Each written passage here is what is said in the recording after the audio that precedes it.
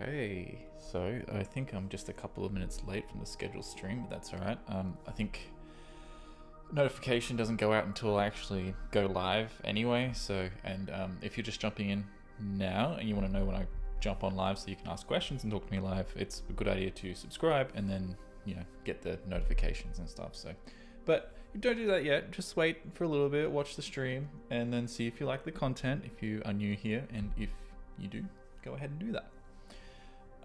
So last week, I think it was a couple of days ago actually, I attempted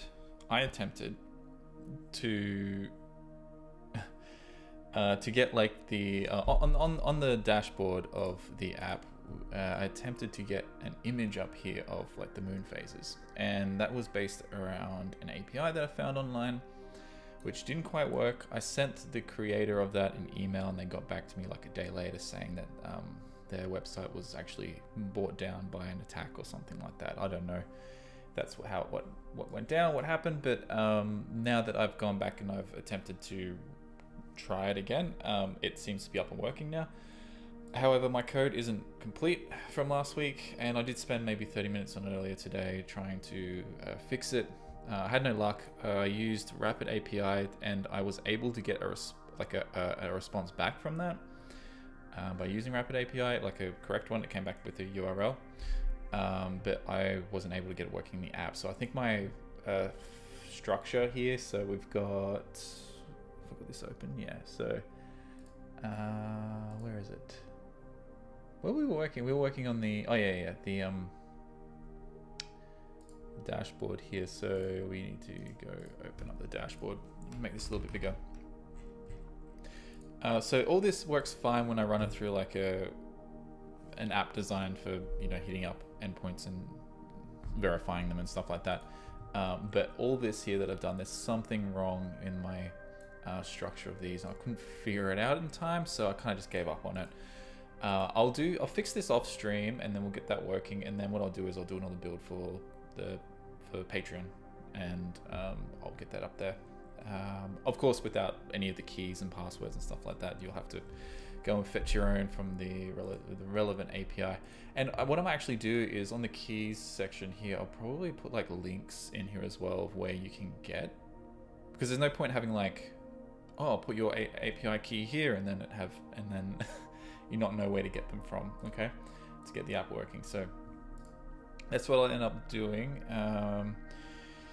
But for today, I think what I wanted to do was try and get some daily affirmations onto the dashboard. So if we open up here, so I mean, last week's goal was to put an image up here of the current moon phase. But what we're going to do today instead is got a daily affirmation. When you tap on this should go to a list of like the last couple of days or something, right? So this will have a history.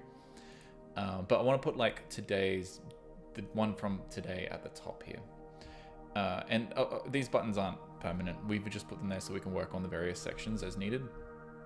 Eventually this will be much more cleaner and cleared up. I wanted to do that a couple of weeks ago, but we didn't end up getting around to it because we got stuck on other things. I actually added music as well. If you gotta let me know if it's too loud. I think it looks like it's too loud. I'll just turn it down just a little bit and see how that goes. Because it did feel weird not having music, except I'm running it through OBS and I can't hear it. It's not playing for me, but it's, I don't know, maybe there's a button I can press. It's like, I can hear it. But it's very quiet in this room. Hang on, give me 1 sec. Just pop in and say hi, keep up the good work, and I'll have to catch up on this later. Will you be implementing any Vapor into this project? Yeah, that I want to eventually.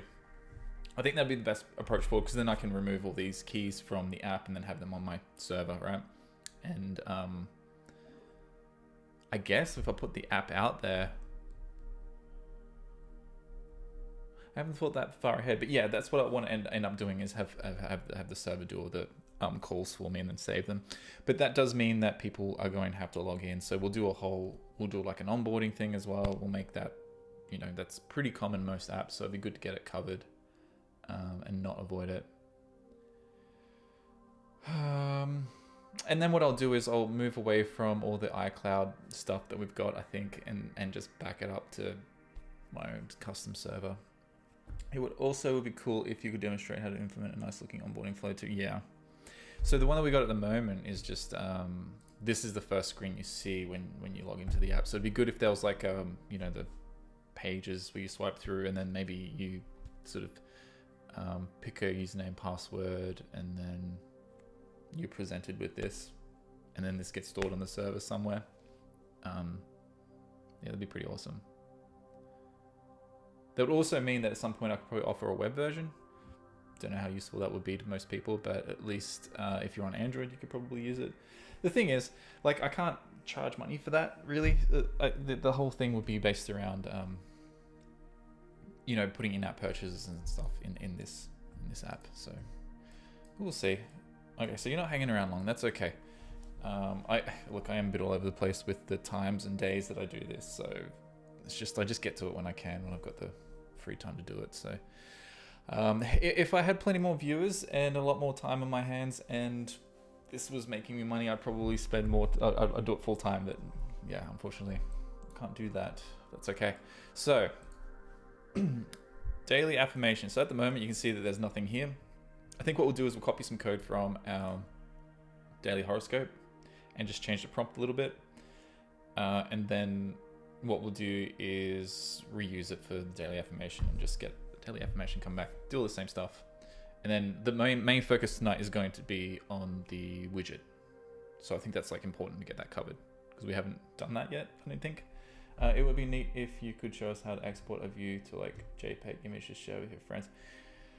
Yeah, that was a feature we wanted to do, right? So that was one of those things. This is the thing, like we kind of like the basics of the app in. Oh yeah, we got this paywall that doesn't work yet. See, I kind of like half finished everything. I need to go back and like clean everything up and make it. I keep saying I'm going to do that at the end of a stream, like, oh, I'm going to clean this up, and then I never end up doing it. Because I just run out of time. So ideally, what would happen is, yeah. So on this screen, you get your horoscope will show up. It does work, but we've got a paywall in front now, so this is just going to do nothing now. We want to be able to export this or like share it with a friend, right, and make it all nice. At the moment, it generates like a lot of text, like 3 paragraphs worth. We want to condense that down and then, yeah, do the whole view thing, export it. We can do that pretty easily in SwiftUI now. I think there's a way, there's a call we can make to make that happen. But it'd just be the screen or the particular view we're looking at. I think what would be even better is if we could make it a little bit more fancier than that. So pulling it directly from the view is cool and all, but maybe we want to put rounded corners on it, not necessarily put the rounded corners on the view itself and then clip it into a PNG. It should be a different styling, I think. And then you can customize maybe the background gradient and stuff before you do an export. I think that'd be really, really cool. Like different, and then that way we can do some image manipulation without the user actually like. I guess what I'm trying to say is there's a difference between just capturing what you see on the screen, which is like easy, it's like a single line of code, or generating an image, right? So that's like that's a whole different thing. And I think it's more interesting to me if we were able to like generate the image. So I've done a bit of work of that before in the past. So like I've got an app called what's called Music Study, but I've shortened it to like Mustard. That's on the App Store, MUSTUD. And that's all like vector-based drawings and stuff, and a lot goes on behind the scenes as to what the user sees that generates like a final document. It's based on like musical notes and things like that. So because I got experience in that area, it'd be really cool to draw an output image from scratch. So that's something that we could do next time. I think that would be really, really good. That's a good idea because I am slowly running out of things that I can do on this in you know, like a 1 to 2 hour sitting. So if I can write that down, I'll be able to remember that.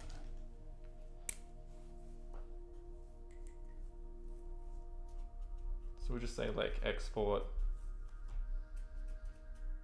It doesn't even have to be the horoscope, it could be the affirmation too.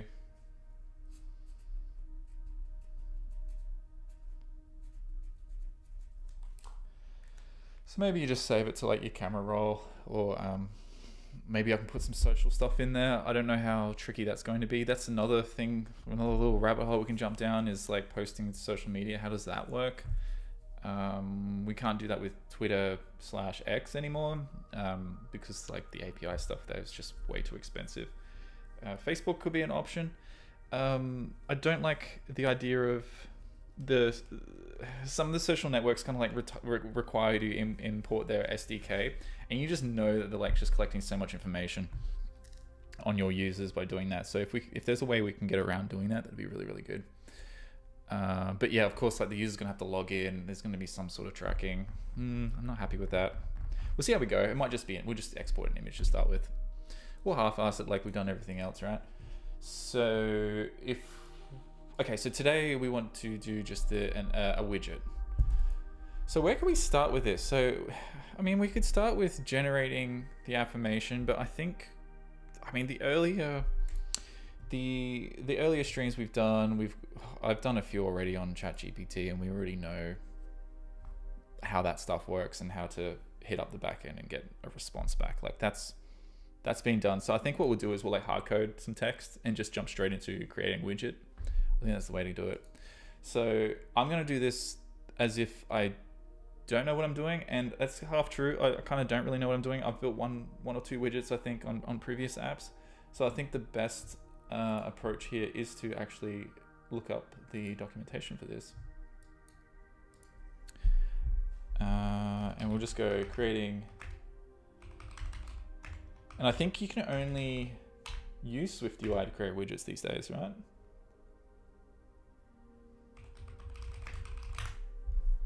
So what I'll do is, I've just done a Google search, and we're gonna be using WidgetKit. And I think from what I remember, we need to do a new target, right? So we can download this code. This is one of the things, like when I'm first starting out, one of my favorite things was the fact that Apple gave us example code, and that's just so much more powerful than like some of the documentation that they had and the guides. Because sometimes the guides kind of had like 3 or 4 really important parts, but it wasn't like a full tutorial on how to make it work, whereas you download the code and it just gives you everything.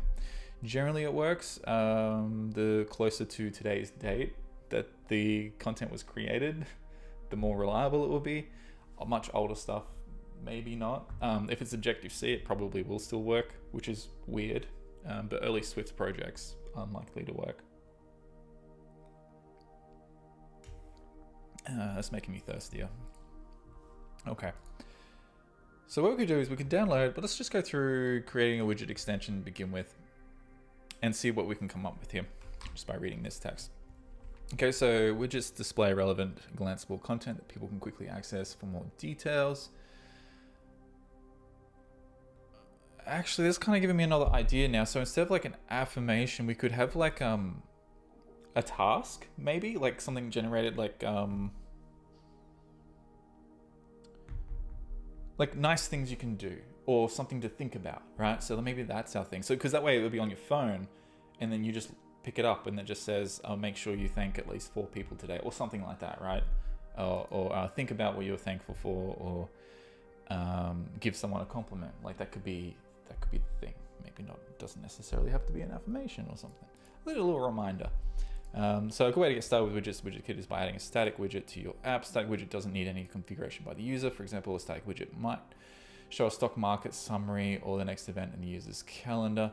Yeah, so this is exactly what we kind of want a static one, because we are just going to be feeding it information from the app. The user's not going to have any control over what it is that they see. And eventually we'll create multiple. So we'll have our daily horoscope one. We might show just like the first sentence and a daily affirmation, and then we'll have a third one, which is the one we're going to create today. So yeah, instead of daily affirmation, let's do one that's just like a reminder of feel good, or take 5 minutes to check in with yourself, or something like that, right?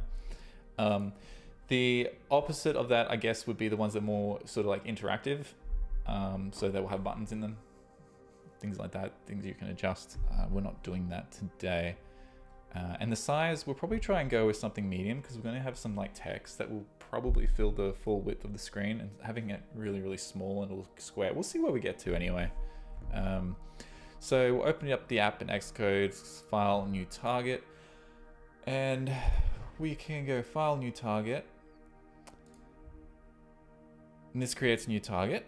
So what we need to do is look for a widget extension. I suppose, I don't know, what do we call this? I guess if we go back to the documentation, we have a little read to see if it tells us, because we don't want to be locked out, right? So like, do we need to create multiple widget extensions for different types of widgets, or can we just create the one extension, right? So the widget extension template provides a starting point for creating your widget. The template creates an extension target that contains a single widget. So later you can add additional widgets to the same extension to display different types of information or to support additional widget sizes. Excellent. So that means we can reuse the same one. So we should give it a name.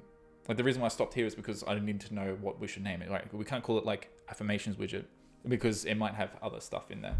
So let's call it something else. So let's just call it the Astro widget or Astro text widget, because maybe we'll have one later that does something else. Okay, so we have a live activity, include configuration app intent. Probably don't need the app intent, and we'll say live activity to start with because I'm not sure what that does, and I don't think it does mention it here. Deselect the include live activity and include configuration. Okay, so we'll get rid of both of them. Let's just follow this guide. It's been pretty much a guide so far. So this scheme has been created for the null target. Choose activate to use this scheme for building and debugging. Schemes can be chosen to, okay, let's activate, I guess. So now what we have here on this left panel, you probably can't see it unless you've got your resolution turned right up on YouTube. But we've got on our targets, we've got the Astro account, which is one we've been working on the whole time. This is the app. And then we have our Astro text widget. And we can see here that we've got our bundle identifier. For me, it's getswifty.dailyhoroscope because originally it was called Daily Horoscope. The new one is called getswifty.dailyhoroscope.astroTextWidget. So it has added the extra bundle identifier to the end there. What will happen is if you download this code and you become a patron, you get this code, you'll need to change the bundle identifier in order to get this to work, right? So you have to have your own name in there, and every bundle ID needs to be unique, and you'll have to do it for the extension as well. So we'll probably have multiple targets by the end of this entire series, right? So we'll have more than just two, I'm sure. And then what we'll have here would be, yeah, you'll have to go in and change it up for yourself. Okay, so now that we've got that set up, we have clicked finish. Live activities. Okay, so there's a little note here we can read. Live activities use WidgetKit and share many aspects of their design and implementation with widgets in your app. If your app supports live activities, consider implementing them at the same time you add your widgets. For more information about live activities, see displaying live data with live activities. Right. Let's just have a little peek into the live activities real quick. Display your app's data in the dynamic island and on the lock screen and offer quick interactions. So that's what live activities are if you don't know what they are. So at the on the newer devices, you've got the dynamic island. You can put, if you're playing music, a live activity would be like having the album art that's at the top there next to the little capsule, the dynamic island, stuff like that. On the lock screen, I've got calendar. I don't know why I got calendar on there because I never really put much in it. And then I've got the weather on my phone. So that the dynamic activities, I suppose. Okay, so moving on. So the widget extension template provides initial implementation that conforms to widget protocol. The widget's body property determines the type of content that the widget presents. Static widgets use static configuration for the body property.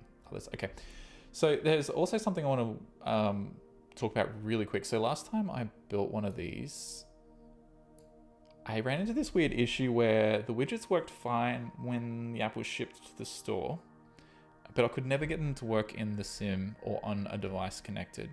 So I had to test by uploading to the App Store like test flight and then downloading it and making it work that way. And I couldn't really work out why. Let's hope that it works now. So it's also generated another folder for us down here. So if we collapse all this, we've got a new folder called Astro Text Widget. We can drop this down, and then it's giving us a starting point. So this is our widget bundle, and we can jump in here, which is this file. And this is our configuration. Now, in our app, I think we've been doing this for a while now, so let's just take a quick look. We got iOS 17, we should be fine. 17.2. Okay, so the generated stuff here with 17 and that's just on every app. It doesn't take into consideration when you've actually got that selected or not. So what we could probably do is remove this.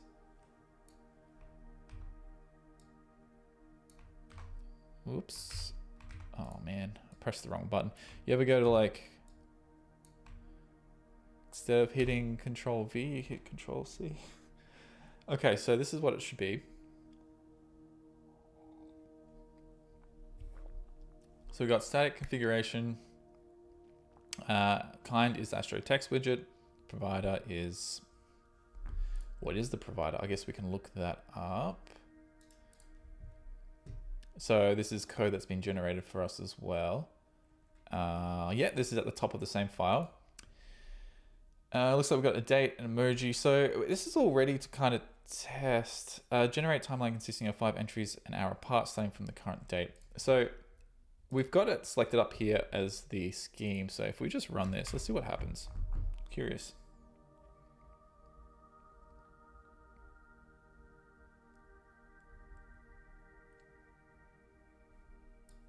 There it is. Hang on. There it is. Look at that. It is 10:16 p.m. and there's a little emoji. You tap it and your app opens. We close it. Cool. So I guess we could sit here for a minute and see if it updates. I don't know if it will. It'll probably update if we swipe away and then come back, right? Like they're not like live, right?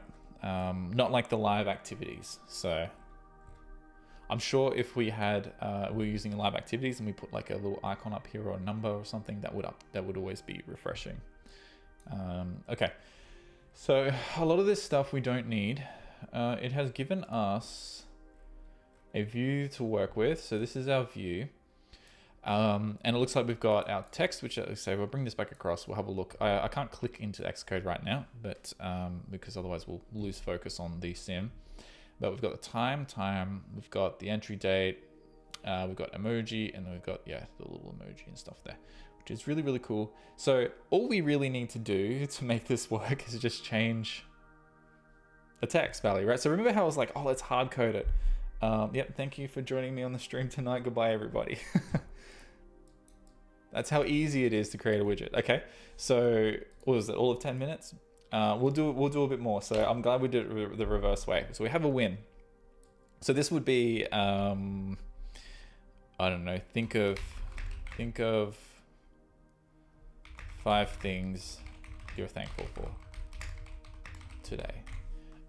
And then tomorrow's update will be something else, right? And we could create a list of these. We could write down 100 of them and then just randomly choose and have it. Or even better if we had like 365 of them and then just a different one every day of the year. That would be pretty cool. So we could do it that way. We could get AI to generate it for us. We can give that a go right now, I suppose. Like what I might do is just on another tab, I'll open up chat.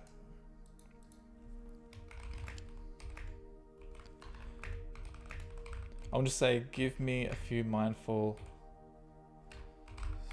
I don't know what these are called, right? I don't know what they're called.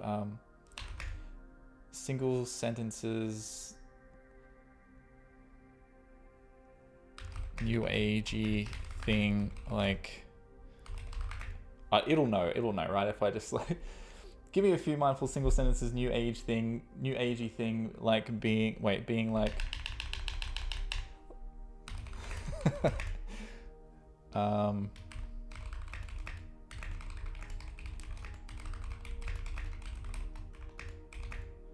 just give it 2 examples, or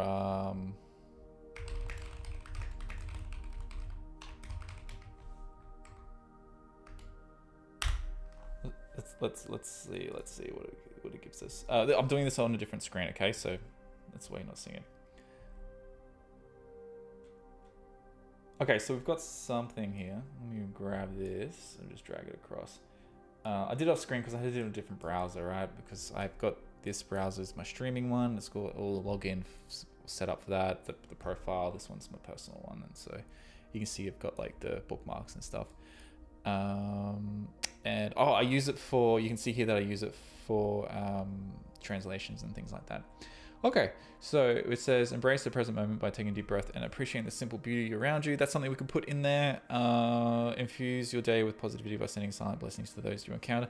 This isn't like really that actionable as much as like the ones that the examples I gave. Give someone a compliment, like, cultivate gratitude by reflecting on the lessons learned from challenging experiences. So this is the kind of vibe that I'm going for, at least. Anyway, they're not the exact things that I was after, but if the text prompt is short enough, you can make it a lock screen widget too. Yeah, so maybe, so that's the live activity thing, right? So I'm wondering if we can cover that today too. May as well, right? While we're here. So let's give that a go, I suppose. Let's try it out. Okay. Radiate love in the universe by silently blessing those who may be in need of compassion. I want something more actionable. So maybe we say that. Make them more actionable and not just some mental thing. There we go. Really good prompt there. Okay, here we go. Connect with nature today. Take a mindful walk and notice the details around you, the rustle of the leaves, the warmth of the sun, and the colors of the sky. Challenge yourself to perform a random act of kindness. This is the kind of thing. Challenge yourself to perform a random act of kindness for someone you encounter. It could be as simple as holding the door open, offering a genuine compliment. These are the sort of things that should be on widgets, right? It's just a little thing that you're just like, you're out getting your coffee or something and you're like browsing your phone and you see it, and you read it and you go, oh yeah, okay, right. I read that when I woke up this morning. Now that I'm out and about, I can actually implement this, and that'll be really, really nice, right? Then people can do nice things for each other. Give yourself digital detox for an hour.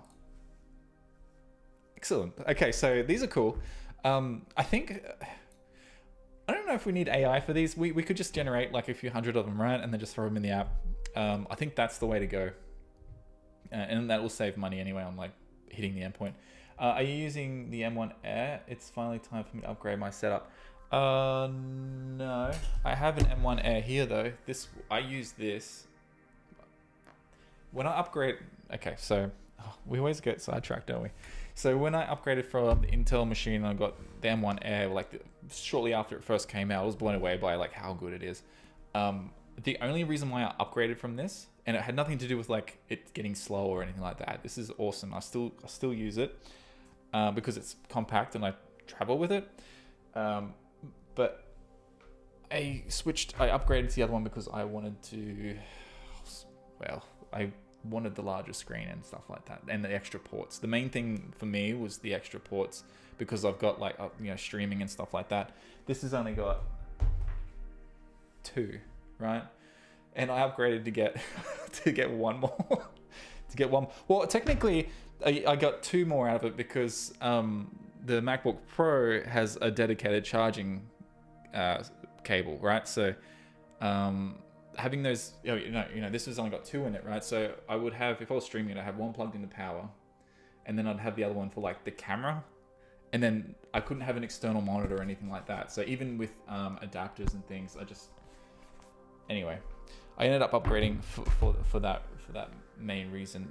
But yeah, if you're gonna upgrade, just go for. I mean, they didn't sell that anymore. Get the M2 or get the M3 or something like that, and you got the funds for it because they're awesome.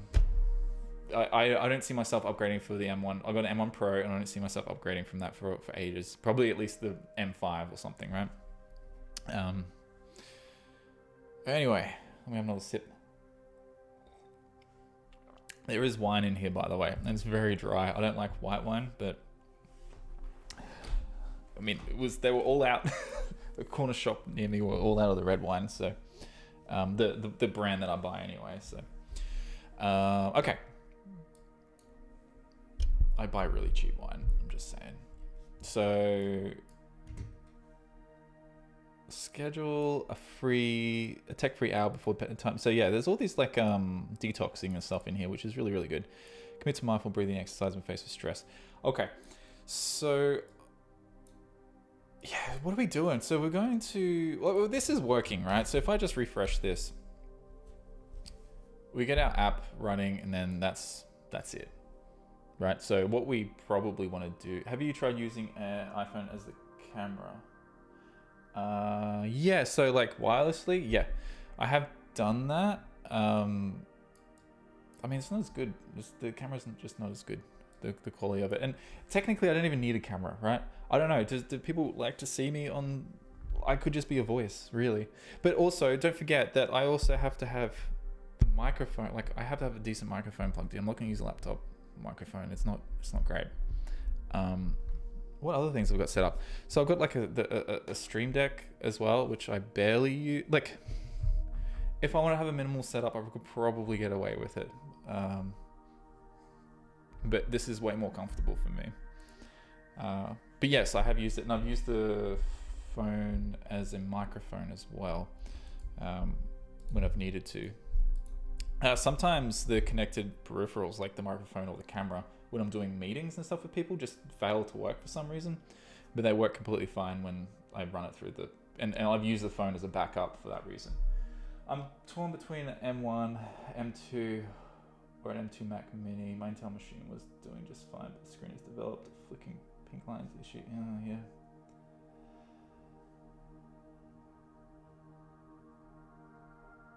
What's the price difference between... I feel like the M2 Mac Minis are going to be expensive, right? Because that's like a studio, isn't it? Do they still do the Mac Mini? Or they've just got the studio now? That's like a beast of a machine, isn't it? I mean, the Air is portable. Like, that's just for me personally, I would have gone... I'd go for an Air. Just the fact that it's portable. I can sit on the couch with it, right? That's sold instantly. If you have the money, get both, obviously, but... The Air's fine, and they're exactly the same computer. They've got the same chip in them. You just dock the Air, right? Yeah. The other thing I'm waiting for too is the Vision Pro, because I feel like I could replace a lot with that too. Probably not the entire Mac setup, but like my monitor I can get rid of. I would have a desk with like no clutter. Yeah. Could you imagine me like 12 months from now doing these streams and I've just got the headset on? It wouldn't be too weird, would it? Yeah, but I could have like the chat on one window, I'd have like Xcode on another, the sim over here. It'd be pretty cool. And then I can get rid of all this stuff in front of me. That'd be awesome. Okay, so think of 5 things you're thankful for today. So I think what we should do is just do a little bit of a beautifying of this. It's not going to be. If I got that out of the way, yeah. Okay, cool. You can see it. Even with all this screen space, I've got 2 monitors set up. I still don't have enough for everything. Okay, so let's do, I don't know, background, and then we'll have our linear gradient.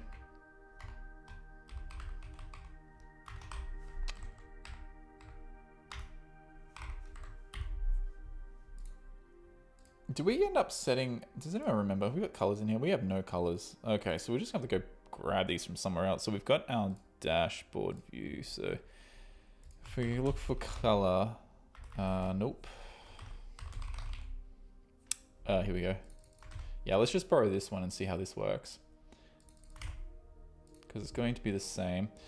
And it looks like we got preview here. So I think... Can we pop this open? This will be much easier to see what's going on if we pop open the preview. And then we will reduce that panel.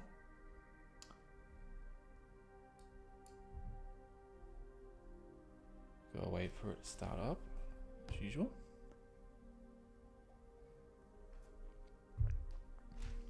Okay. That looks terrible. Okay, interesting. I wonder why it's got a border like that on it. So, okay, container background fill tertiary for widget. Okay, so if we remove that background, it's loading, it's updating.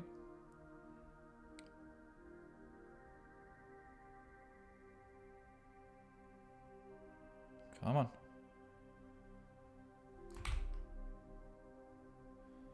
Yeah, let's do a run.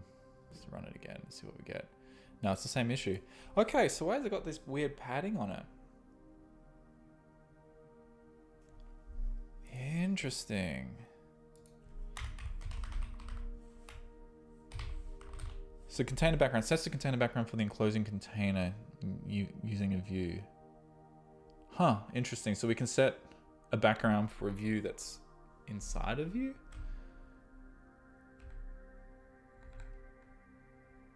Okay, so if we change the style here to something else, so we've got this tertiary thing. If I do a refresh, we change it to, I don't know, secondary, what do we get? Does it change? No.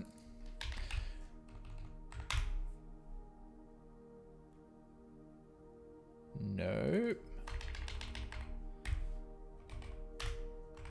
Change it to red? Come on, give us something. Okay, so that kind of works. All right, so if we can put in... Oof, how's this going to work? Can we get this full size? So we've got a gradient here we can throw in. That's kind of cool. Linear gradient? Oh, here we go. This will work. Excellent. So if we just grab these colors. And the start point will be the top. And the end point will be the bottom. And we'll say for widget. And let's just remove that. And we have our background.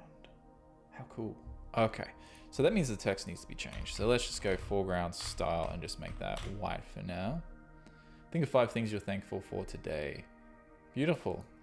What we should do though is change this to like maybe call out size font. Maybe we should change it to like a, I don't know, let's go bold.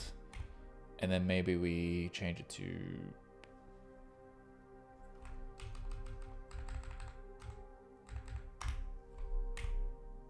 can we do italic?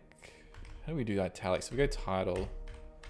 Oh, excellent. So what we can do is we can go call out italic. I think italic looks nice if we got, yeah, that's pretty cool. So the other thing, which would be really, really awesome is if like, instead of just pure white text, we change it up to be, I don't know, foreground style. We don't want white. Foreground style gives us the options of having a gradient as well. So if we could do, I don't know, what would look good on a purple background? I think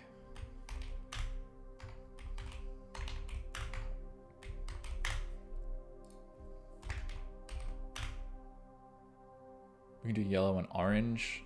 That looks kind of cool, but not quite what I was after. Can we change something else? Can we say, is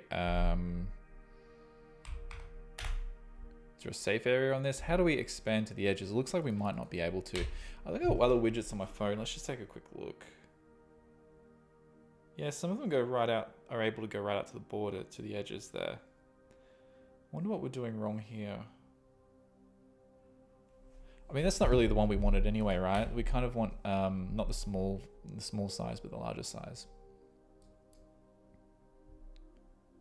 So something like that.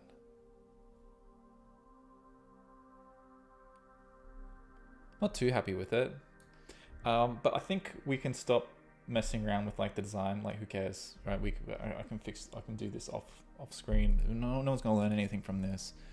So we'll stick with what we got. It seems to work on both sizes. So we got the small size here, we got the larger one. I understand that for accessibility reasons, we might not be able to do like yellow and orange, but let's just go with it because the pure white was kind of boring. Okay. So, entry 2? No, what does these do? Oh, it's both of these. Okay. Let's get rid of the preview. Should we remove the preview? We don't really care about that, do we? No, because we just reload it. Okay, so at the moment, this isn't dynamic. We've hard-coded this text, and we need to create a way for it to update every day. We want to pick a different one for every day. So I think what we could do is like, instead of, let's just clean this up. We don't care about that. We got this entry provider, simple entry. So this is going to be down here for the configuration. We got the entry. Oh, yeah, we need that. Okay, so instead what we're going to be doing is changing this simple entry to a different type. It'll be the same function, but it's going to hold our text, right? So this will be our affirmation, or our, I don't even know what to call this. Let's ask ChatGPT, what are these called?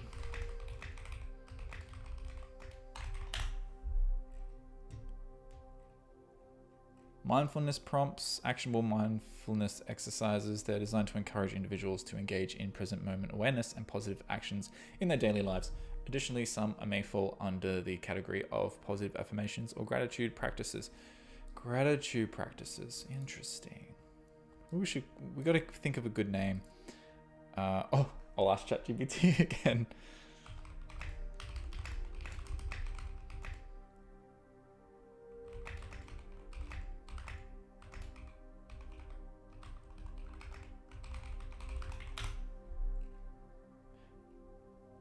Mindfulness prompts or actionable mindfulness tasks. Okay, mindfulness task. Let's call this a mindfulness task. And this will be, no, prompt. We'll say, call it task, mark that as a string. And you know what? I like the idea of actually having an emoji in there. So we can throw that in there too, right? Entry. Huh.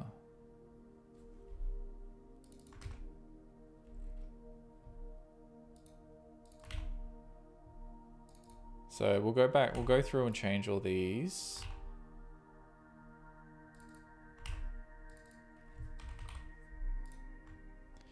We don't need a date because we're not passing through anything like that. What we'll do is we'll create like a data source here, and then we'll just pull in from that like a random one. Or what we'll do is we'll have key value and we'll just base it on the day. The key will be the day of the year, and then so we'll create a whole bunch of them. This bring back memories of when we first started working with what was it? We're doing the trying to mess with the dates of like the different star signs and stuff, right? Yeah, that was interesting. Okay, so yes.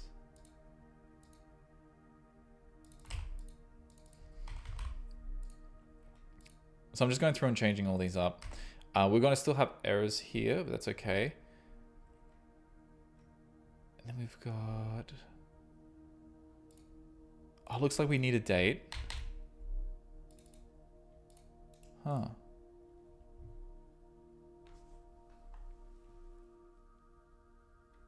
Date for widget kit render, widget relevance of widget's content to the user. I should probably do some more reading on this. So if we go a bit further, we got configuration details, we got kind, string that identifies the widget. This is identify you choose and should be descriptive of what the widget represents.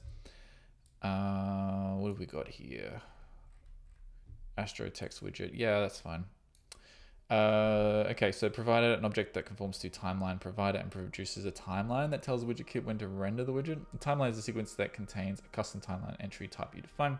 The entries in the sequence identify the date when you want widget kit to update the widget's content and includes properties. So this is perfect for us, right?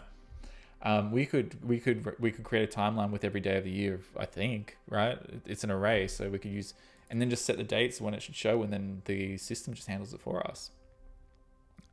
We don't need to make changes or listen to notifications, be like, okay, I'll change the value to change the value now. The entries in the sequence identify the date when you want widget kit to update the widget's content and includes properties your widget's view needs to render in the custom type. So I didn't even really read that. I was just thinking of something else we could add a little bit later on. So when a user's done this, when it's like, think of 5 things you're thankful for today, it would be really, really cool if we had like a button where they can be like, done, or, you know, like I did it that day. And if they don't do it, there's just one button, right? Which is just like, I've completed the task. And then within the app, we have like a calendar where we like keep track of, did you do all your tasks throughout the whole year and stuff? That'd be really, really cool. So I'm gonna add that as another feature. Because I feel like that's something we can put half behind a paywall. So like we'll just show these every day, but if you actually want to keep track of them, you got to pay money. Chat prompt completion. Okay, and you know, the more ideas that we have, the more likely we'll get the app through review. The other day, someone said that Apple's no longer accepting these Horoscope Astrology apps. So I think the more features we add, the more likely that they will accept them. Worst case scenario, if after we go through all this work and they still don't want it, because I remember saying last week, like, it doesn't really matter too much because it's for educational purposes. It doesn't, like, if it doesn't end up on the store, then fine. However, I've thought that maybe what I could do is just find an under-monetized astrology app, buy it, and then swap it out with this, and then upload that. So there's always an option, like something that's already passed review and is already on the store. We can put together a thing, purchase it, go through the whole contract thing, set some sort of budget. You know, maybe no more than $1,000 or something. It'd be like a little silly app someone made like 10 years ago that's just sitting there. You could just buy it from them and then replace it with this. I think that would work and should be able to get past review and stuff. We'll see. Hopefully it doesn't come to that. So use modifiers to provide additional configuration details, including a display name, a description, and the families. Yeah, so there's a little display name. I don't know if you can see it. Look at your own phone, right? You got like text along the bottom there, which says what the app is. I think that's part of that. A description, the families the widget supports. Yeah, so for us, we have... what have we got here? We've got state configuration. The static configuration. We've got kind, which is this. We've got provider, which is this.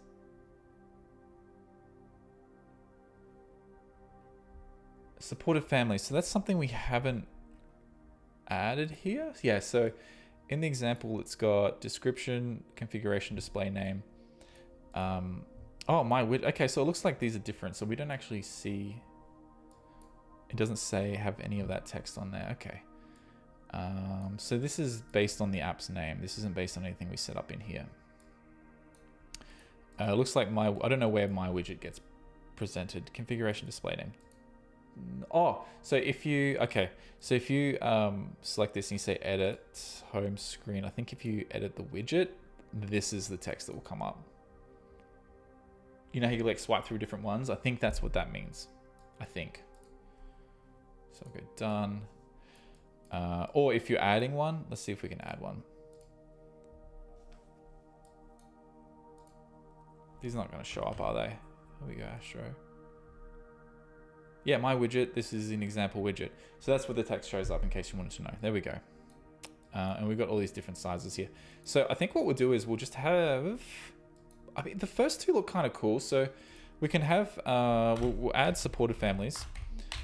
And this is an array. And we can just go system small and system medium. And I think we lock it to that size. So we've got in the, at the moment, because we didn't add anything, I assume that it just gives us all of them. Except I don't know what extra large is. I assume that's large. I'm not sure what extra large would be, but that's fine. Should we find out? We're going to have issues here. We're going to have problems because we haven't got all this set up correctly. All right, so we've got the task. We'll just say hello. We'll go through and change these in a minute.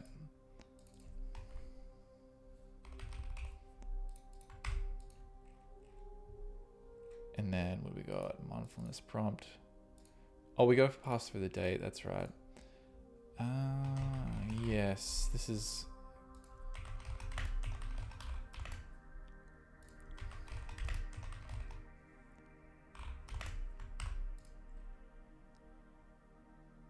Think I got it? Extra large is on the iPad. Oh, is it? So we're not going to see it on here. Should we test it?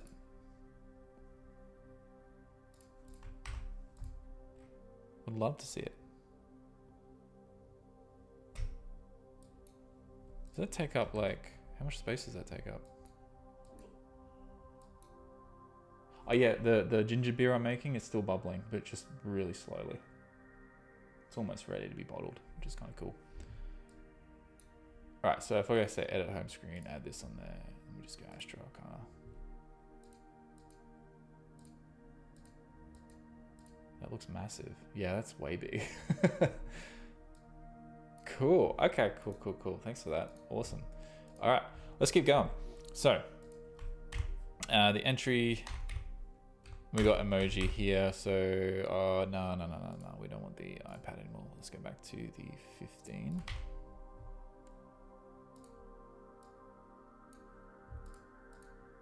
It will just be emoji at the bottom. That's cool. What we'll do is we'll swap these up a little bit later. We'll have like the sun and moon and things like that in there just for a bit of fun. Okay, so the next section of this is probably gonna be a little bit more boring. I'm just gonna generate a couple of these, put them in a file, and then we're going to like pull from that file. Now, I guess the main thing is like, do we decide, should we just have like I don't know, we just create something like this.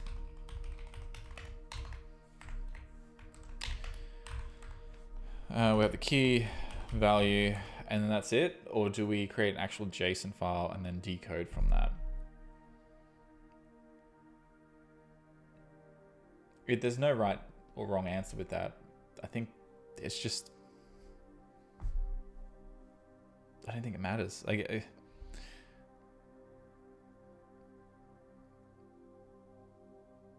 yeah, I don't think it matters.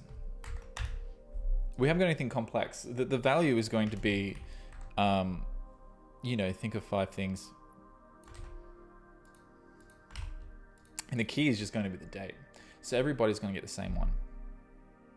I don't want to do, or I don't think I want to randomize them. I think I want them to be different for every day of the year.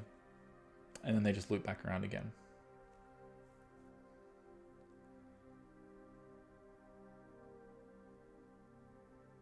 Yeah, I say we just do that.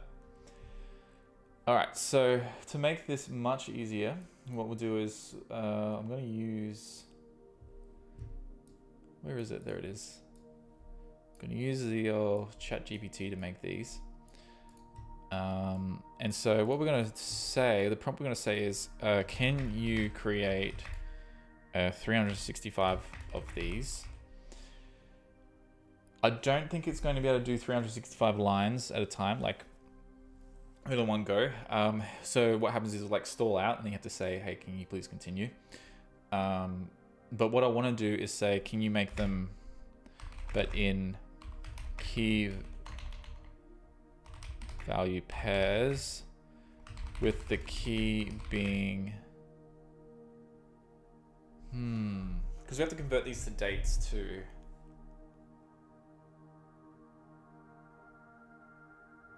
Yeah. No. Well, what's the best way of doing this? Maybe it is JSON, because then we can convert them all at the same time. Or this is a tricky one.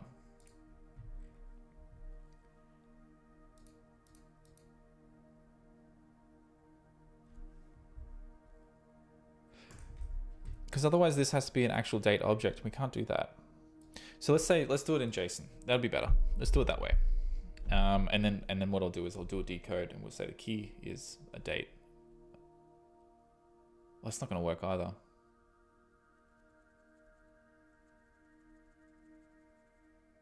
Oh, easy. It'll be the day of the year. It'll be it'll be starting out 0 or whatever, and then counting up to 365. Duh, easy. And then we can create a date based on using the date formatter for day of year rather than the date, you know. We ran into this last time. I'm really terrible with dates, in case anyone didn't know. But anyway, so logic, yeah, okay, this will be fine. Can you create 365 of these, but in key value pairs, with the key being the index, right? We'll call it index.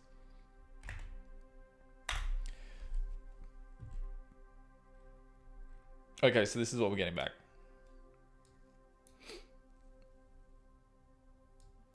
So connect with nature today, make a mindful walk, and notice the, yeah, okay. No, don't do that to me. Continue with prompts for the remaining days. Don't do that.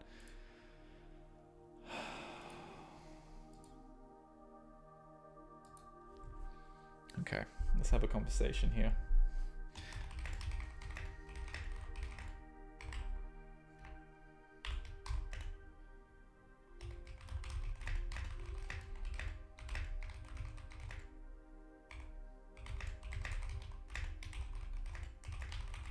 You left out about 300 plus examples. I asked you to generate 365 of them. Please do that.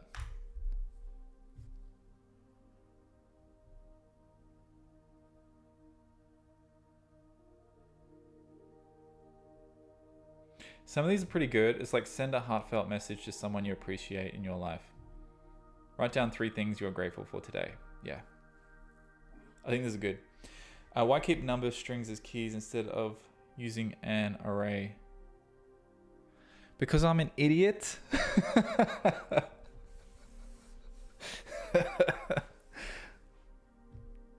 Because my mind, okay, listen. This is, in my defense, my mind was like, oh, let's use dates because then that way everyone's got the same. No, this still applies. Excuse me, I'm not an idiot. This still applies because I want everyone to have the same one on the same day. If they open up the app on different days and it starts from, oh no, it would still work, wouldn't it? Because you just pick the date and the index. Yeah, I'm an idiot. I'm going to do it that way. Okay. Let's grab a couple of these. Just don't. Let's ignore any of that ever happened. Oh, we got copy code. Let's click that. Okay. Just pretend I know what I'm doing here. Let's create a new file. Oh gosh, let's create a new file. So we've got a section called, oh, we don't. Okay, usually I have like a folder called resources. Do I have a folder there called resources? No. No, cool. So what we'll do is we'll create a new file and we'll name this, oh, this will be just regular text. Nope, this will be empty file. And this will be the prompts, I suppose. We'll call this the mindful prompts. And this will be .json.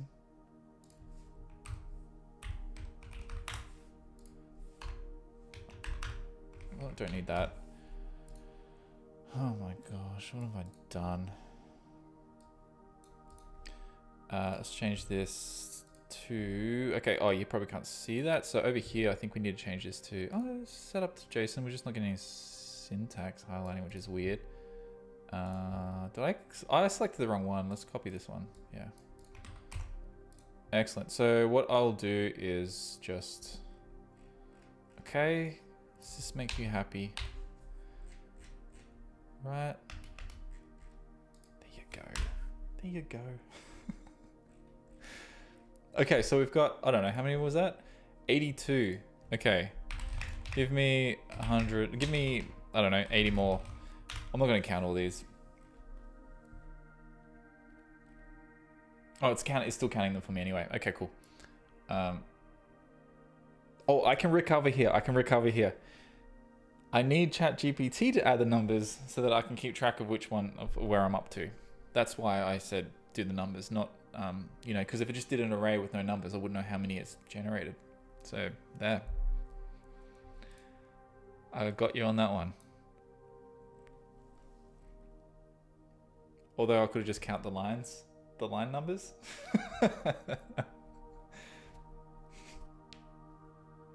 Oh, this is taking ages. Create a collage of images that represent your ideal work life. These are pretty cool. Explore a local market and discover unique items that bring joy. Oh, I love this. I'm going to use this myself. These are cool. What do we got? 83. 3. Keep going. Continue generating. Let's click that while we clean this up. Awesome.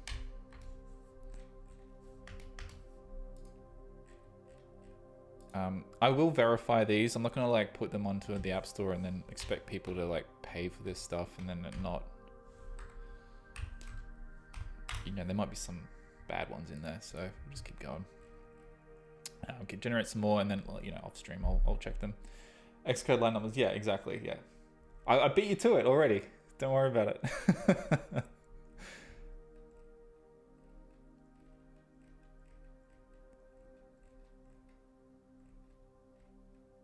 Hold up.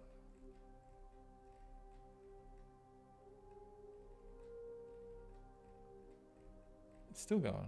Oh, right. Okay. Oh, I messed that up, didn't I? Because it's continuing on the same block of code. So we got 162. All right, so what I need to do is start at 163. Yeah, I didn't think that ahead. I thought it was just going to Oh, look at that. So there's text missing. It didn't complete it. So I think that's what happens here too. Take a break to stretch and remove your body, release intention, and promoting well. I assume it's well-being. Okay, let's keep going. Like I said, this is probably the boring bit. You know, like messing with data and stuff. Send a note appreciating to a colleague for their contributions to.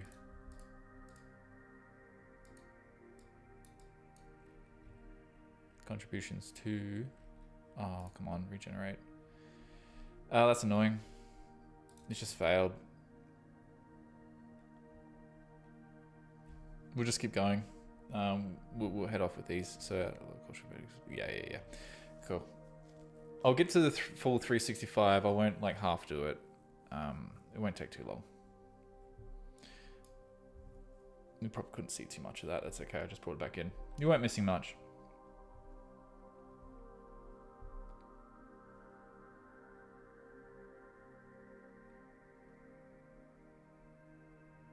Do a random act of kindness for yourself, which is nice.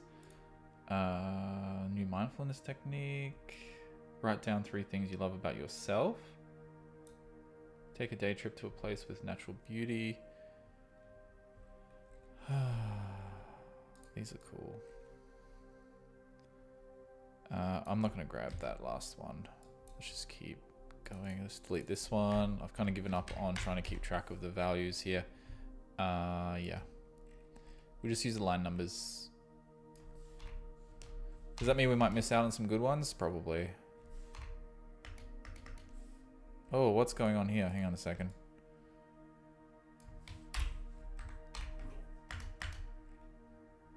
Oh, we've messed up. We have messed up.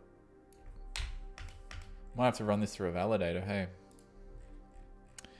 Okay, where are we at? 316. Okay, let's continue generating. Let's do some more. What do we got? Explore a local, send a message of appreciation, practice a body. Okay, so we're up to 163.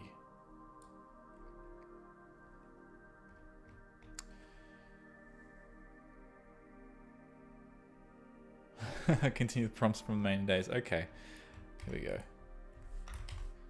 Where are we at? We might almost be there. I think we might be there. Oh, almost. Okay, so we need like, I don't know, 10 more? 20, let's go 15 more. That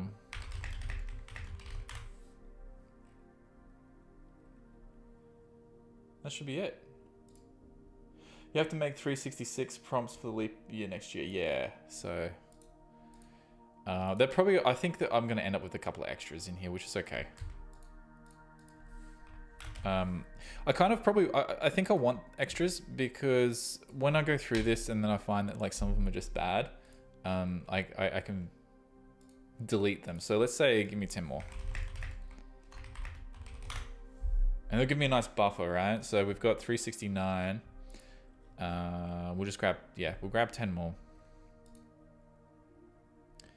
And that will give us a buffer. And then that way I don't have to come back to ChatGPT and create all these. I think I may have missed some commas here. So what we'll do is we'll just run this through a validator and see what we end up with. So we just need to go JSON lint. We can chuck them in here, validate. Okay, so what we got? Take a mindful walk and appreciate the details. What have we done? Oh, already? What have I done? Pass error, line 2, nature around you, comma, send a heartfelt, expecting. Oh, okay. We need to add, so silly. Here we go.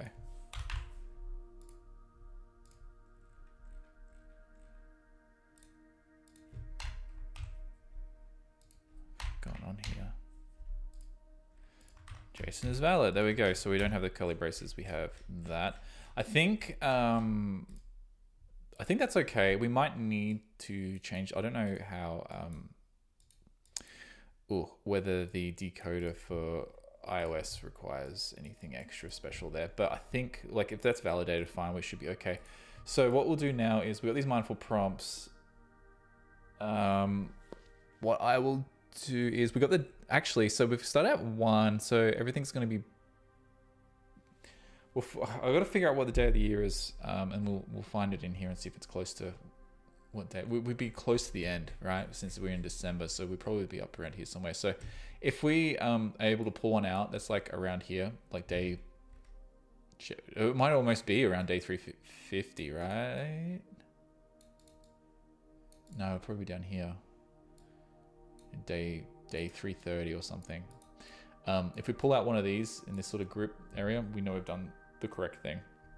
Okay, but we need to get them out of there. So what we need to do is create a type that can handle this. And I think what I'll do is we'll just pull this straight into the widget to be. Oh, do we want to do that? Now we'll create another. We'll create a file, a type that can pull this stuff out for us, and that way we can reuse it in the widget and within the other code. So if you have a look here closely, so we've got this dashboard view. Let's say this is. I'm just showing this example. Let me move this across. See how the target membership is just checkmarked for Astro Arcana, but it's not checkmarked for the text widget extension. That means none of this code can be run within the widget. So, which is good because we don't care about like the dashboard view. We don't need the dashboard in the widget. But what we'll end up needing to do is create a new class of some sort, and we'll add it to the membership for both the widget and our app, and then we can use it in both. And it can pull in all those text and stuff, and just pull from the array that it creates. So where's a good place to put this? Because it's going to be in a shared section, right? So, I mean, there's different ways of doing it. I guess we can throw it in the resources as well. I like that idea. Yeah, let's do that. So let's say mindful. It's probably the best place for it. Like I can't really think of any other like, let's lowercase that. Everything else looks like that. So we'll put the mindful prompts in there. And this needs to be made. See, I haven't got this set up, so we go Astro Icon. We got to check that box. Other stuff we'll probably want to do in the future is localize this file to different languages and then get these translated. That's probably an important thing to do if we want to sell it across multiple countries. And that's something we should get into as well. We should do localizations. We should do a whole session on that.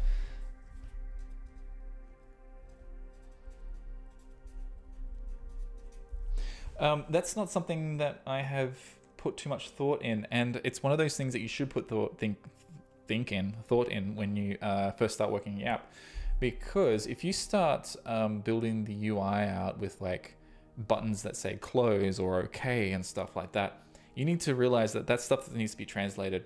And if you write it as just plain strings and not like localizable strings, you're not going to be able to export all those strings into a file that can then be localized and then re-imported back in and then have them swapped out. We need them to be swapped out. So what will happen is you'll go through your app and you'll work and you'll like some strings will be translated and some of them will not because you haven't got it set up from the very beginning. Other things I like to do when it comes to localization is use icons wherever possible. So I think like all this stuff up here. all these icons. Like Apple's doing it all the time now. Like there's no text in, like this is text that I created. That's my personal account for Safari, right? Like all this stuff, these are from English websites. Apple's using like symbols everywhere, and it's not just like this accessible thing, because you can't even tell they're buttons. Like a lot of people complain about these because they got rid of the borders and stuff. Anyway, tangent. A good reason for going with symbols is because you don't have to worry about translating them. They will just work across multiple languages, generally. I'm sure that there's some where this down arrow probably doesn't mean downloads for whatever reason. Just an example, right? So when you're thinking about your UI, to avoid having to localize and change everything, and some words are really big in other languages, like the word close, I think in German is like a bit longer, so you would have to like model your UI around like the idea that your text is just going to get larger and smaller, right? And that's a nightmare. So that's why we use symbols where possible. So just take that little tip. If you can use an X button to close something or a symbol somewhere rather than text that's not user generated, all the user generated stuff can be whatever because it'll be in their language, but you want to use like icons and symbols as much as possible to avoid to reduce your workload. Anyway, that's just my little tip there. So we've got our prompts. We need to create a new file. So we'll create a new Swift file, and we'll call this mindfulness. What do we call this? Store? Prompt store? Everyone happy with mindfulness prompt store? I guess. Are we going to use a struct? I don't know. Let's see how we go. Oh, we should use a class.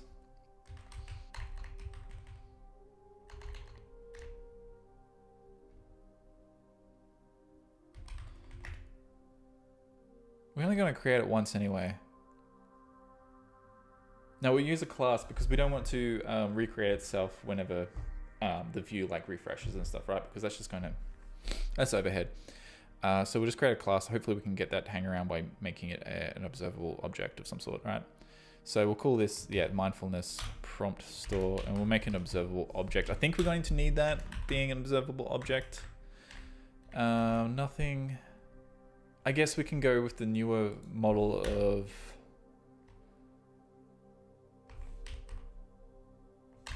I don't think we need to. We probably don't need to worry about that. Let's see how we go.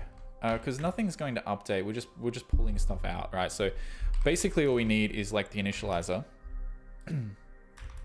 And then the initializer can grab, it's just going to create the array for us, right? And then we'll have the call site pull out the correct one. Or we'll put a function on this to help with that. So the array will be, because we need the array for the widget, but we don't need it for other parts of our app. We probably will use it eventually, like later. And what we'll do is we'll have to, storage of the task completion will come later, I think. I think what we can do is we can assign that with the key value with using it like a date and stuff, and then like the year. Yeah, anyway, well, that's for future Bo to work out. So in here we'll have our prompts array, and I think they're just strings, right? So I think we just go with this. And since we have this, we have to initialize the array of strings, right? So let's do that. So what we need to do is grab that file.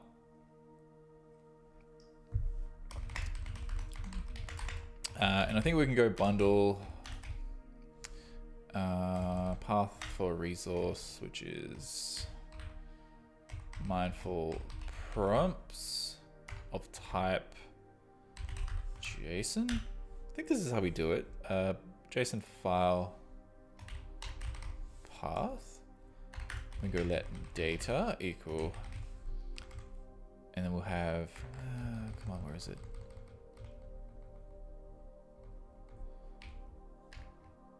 Oh, date. We need data from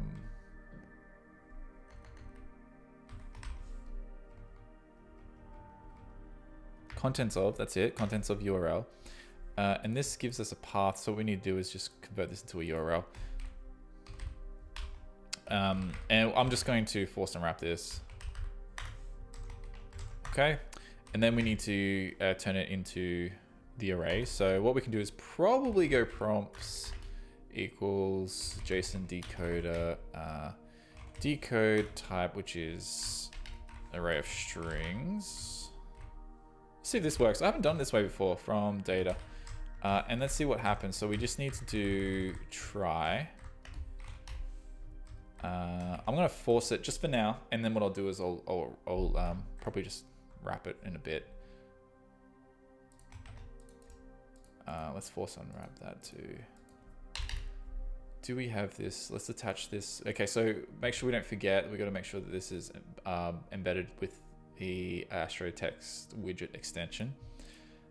What have I got here? I can throw marked with try. Let's do this as well. So we've got a couple like tries here. So I will wrap those, but I want to see if we get a crash, right? When first launching this. Now this needs to be called somewhere to start with. So let's add it to our widget. Yeah, interesting. No, I'm gonna chuck it in here. Where are we gonna put this? I think we should put it on. Well, it needs to come up here, doesn't it? Because we need to convert this stuff to the dates and all that. But what I want to do is I just want to call it first. So what I'll do is I'm just going to put it on here. Prompt store. I could have got prompt manager or something. Equals mindfulness prompt store. Let's just run this and see if we get a crash. Excellent. Okay, so what have we done wrong here? So we've got could not be opened.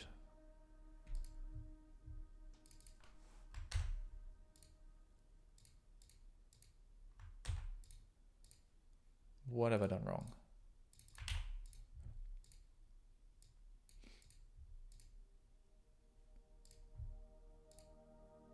Let's go to JSON. I may have to look this up real quick.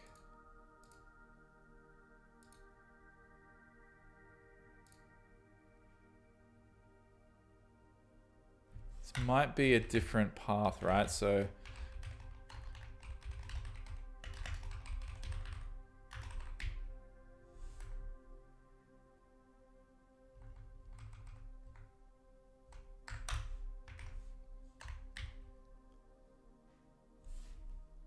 one second here.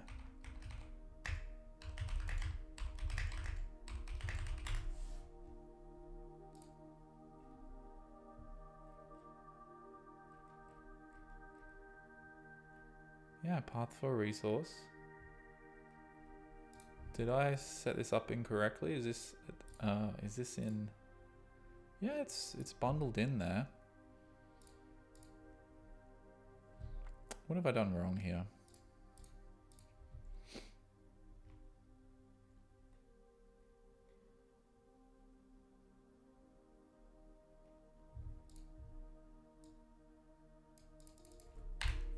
Contents of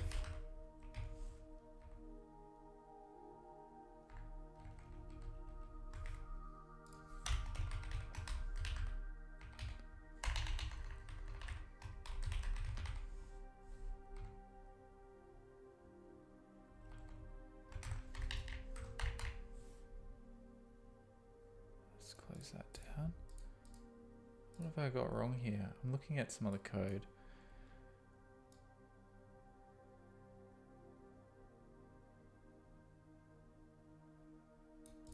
This should, it's interesting that it's failing here because, what have I done wrong? This appears to have worked. Yeah, that's worked. That exists, that's there. It's this, it's unable to access. So why can it not access that? So what have I done wrong?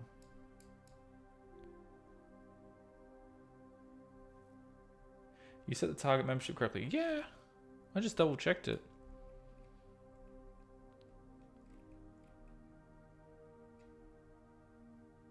Bundle for resource. This is a bit.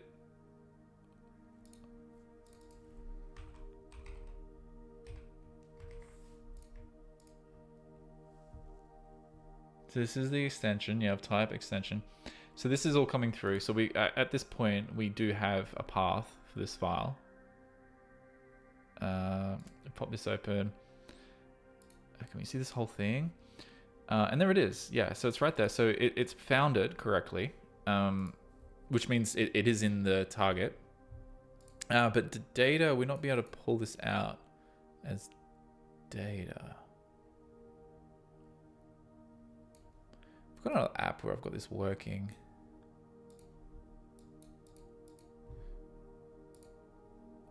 Let's just open up an app real quick. So I've got this other one I've been working. I've worked on this one on string before in the past.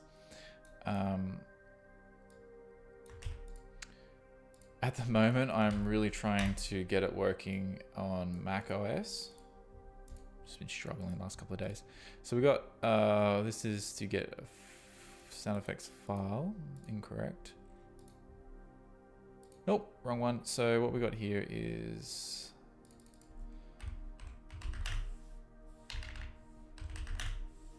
JSON.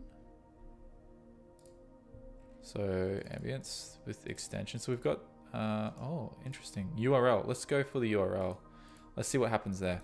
So instead of path, if we go URL for resource with extension, let's see if that works. Even though we are getting this back, I just have a weird feeling about it. So let's see how we go.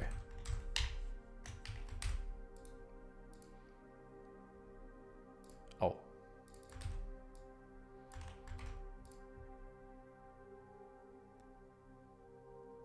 No crash. Okay, so there we go. All right, so interesting. I couldn't use path for resource, so I used URL for resource, and that seems to be okay.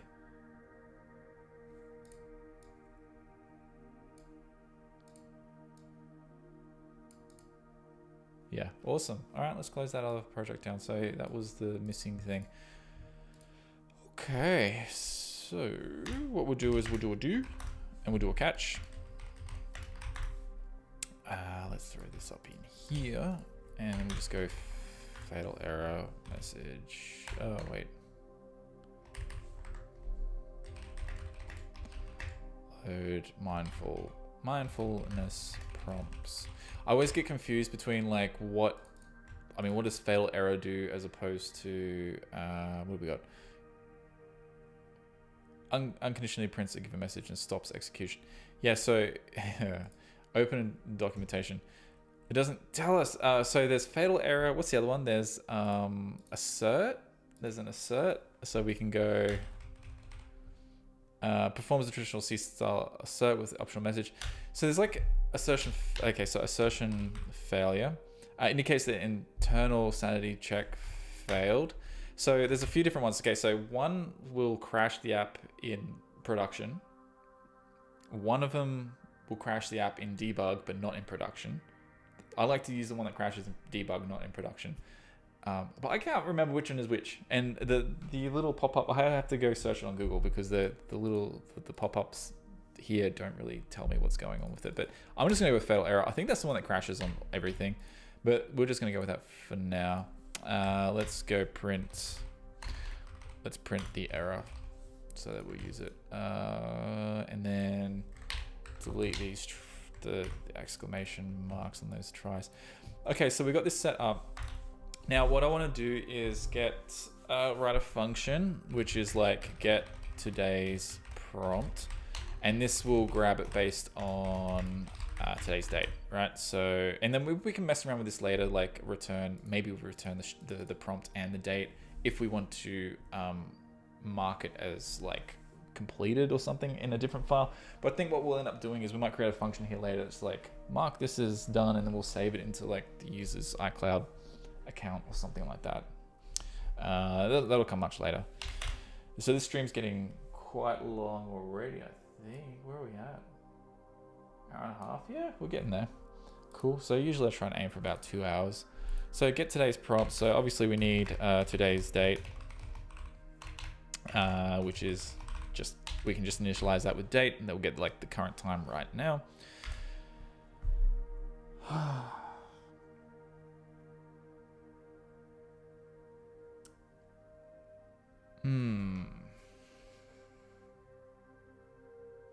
I just realized that this prompt array isn't going to work for us. We do need to have...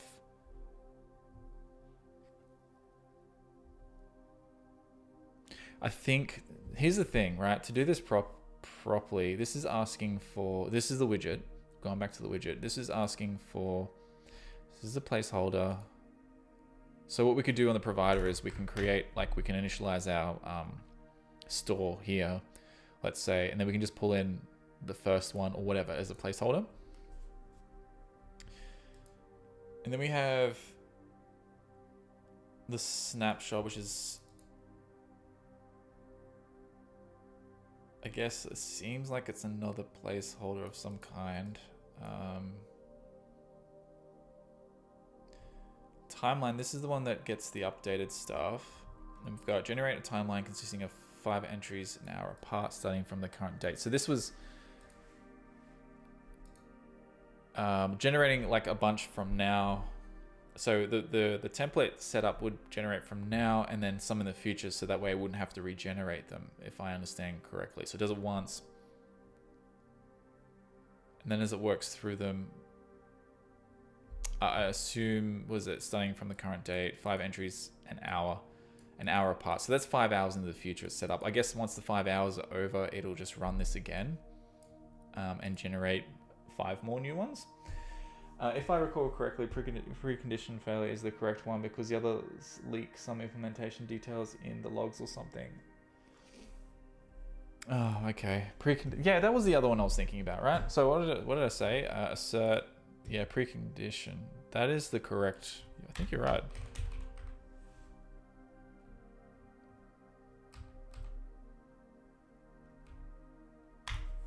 Do we get a little bit more? Yeah, discussion. Use this function to stop the program when control flow can only reach the call if your API was improperly used and execution flow is not expected to reach the call. For example, in the default case of a switch, where you have knowledge that one of the other cases must be satisfied. This function's effect varies depending on the build flag used. Yeah, this is it. This is the one. This is the one you're talking about, yeah. In playgrounds and, yeah, 0 ON, or is it? Zero none builds, the default for Xcode's debug configuration stops program execution. Debug will state after printing message. Yeah, so that's almost like a, almost like a breakpoint, right? Like kind of adding one in there with the code. And then we've got release stops program execution. So it depends on, yeah, the build flag use. So this can still, I don't think that's the one I was thinking about then. Unchecked builds, the optimizer may assume that this function is never called. Failure to satisfy that assumption is a serious programming error. So it says here that it stops program execution. So I was hoping that this one would say it continues it, but anyway. I'm just going to go with this fail error thing. I'm pretty sure that shuts down everything too, but who cares? we'll keep going. But I think, yeah, I think you're right there. It's got to do with the these flags and stuff, mostly. Not the fact that you've got like debug or whatever set, which is incorrect. When I was saying that, I was thinking about this: if debug, that kind of thing. Like if it detects you're running on the sim or whatever, it's to do with the other flags that you set, and you can change those. So, okay. All right, so the thought process I have here is weird. So I don't know what to do as far as, like, I can bring these in for every day. So let's go back to the documentation. So this is timeline stuff. Let's have a read of this and see how strict I need to be on this. Widget kit calls get timeline in completion to request at the time the timeline to. I'm not having a stroke, am I? To request the timeline from the provider. Okay, the timeline consists of one or more timeline entries and a reload policy that informs widget kit when to request a subsequent timeline.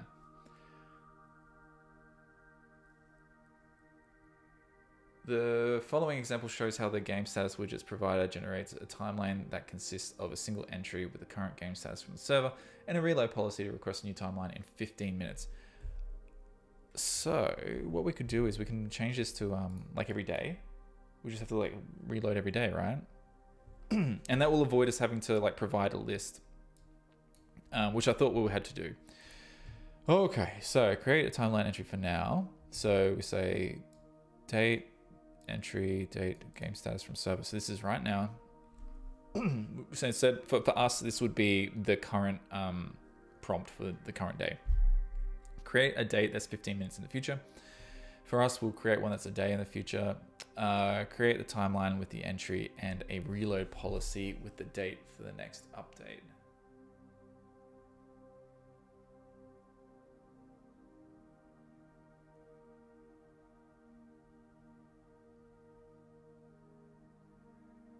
Call the completion pass. Oh, I get it. This is kind of cool. Okay, so this is what gets returned. The timeline gets returned. And so what happens is the widget's going to display whatever's in here to start with.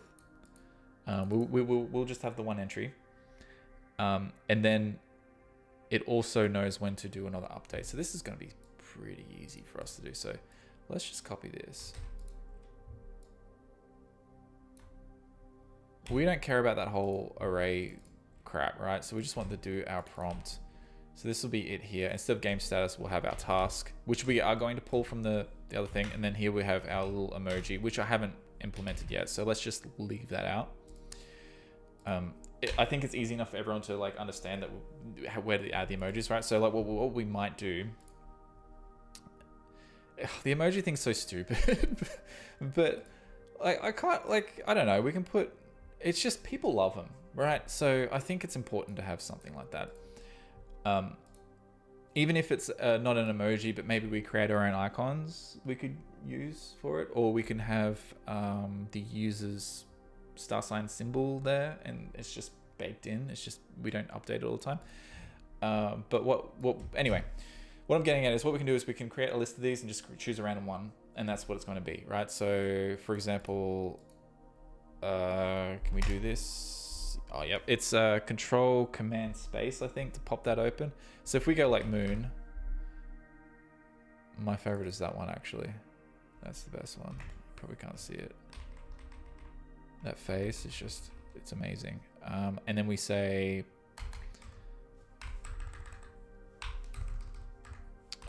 is this a dumb way of doing it? Let's go sun. That one's cool. Let's go again. Let's go moon again. This one's cool. Let's do star. Star's cool. What other things are in there? I don't want to do any other symbols because like we don't know. Like we do know who was. They've got the astrology symbols in here, but we're not going to do that because then we have to map them to. And I'm not doing that right now. We're rushing through this, right? So what else is there? Maybe leaves, like nature stuff, right? So that's kind of cool. What about tree? Not a Christmas tree. I don't like.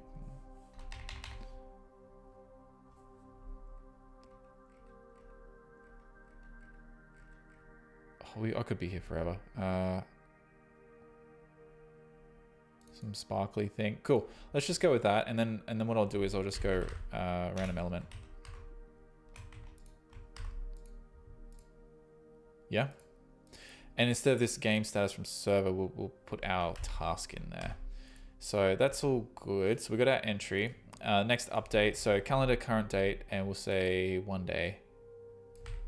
1 day in the future. And let's start this instead of saying like from the current date by adding minute, like by adding the 15 minutes. Let's say the start of the next day, right? So like we go current date. Can we do this? So let's say next update date calendar.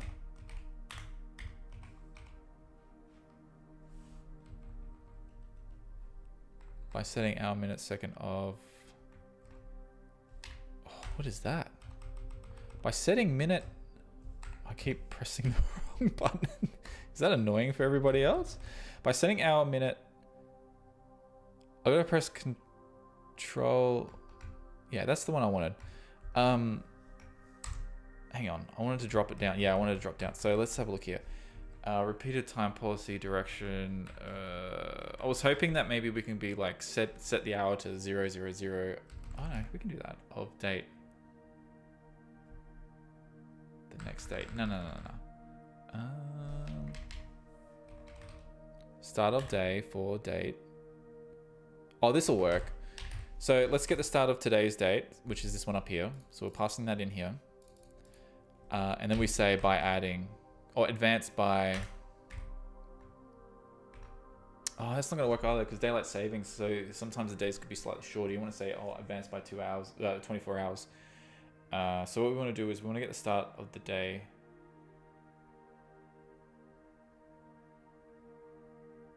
We don't wanna add minutes. How do we do start of next day? Is this?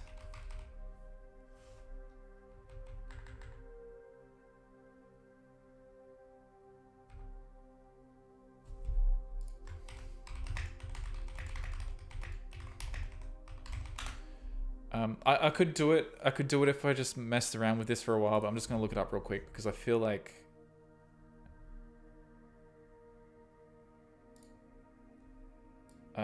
this will be quicker, and there's probably like a really short single line of making this work.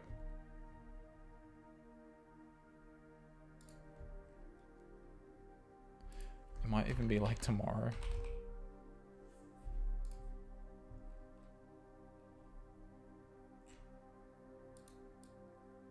Start of tomorrow.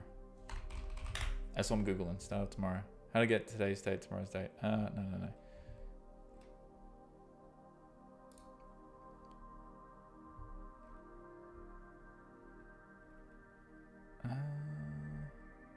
Start a day for today. This is kind of what I was going for. Tomorrow, date by adding day. Oh, that was it. Date by adding day. Yeah, that's what I was going for. So yeah, I was almost on the right track. Start of day, this date. And then we say by adding, we can't do that. What do we get here? This is the date. And then what we'll do is,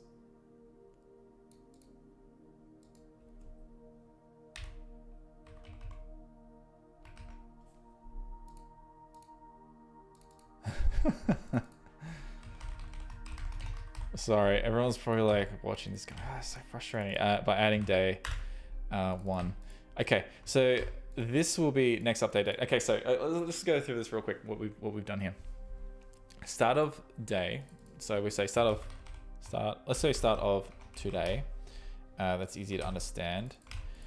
And then what we do is we get the current start of day for date, which is today. So that's this up here. And do we want to use that? I guess it doesn't really matter when we pass it through here. That's no big deal.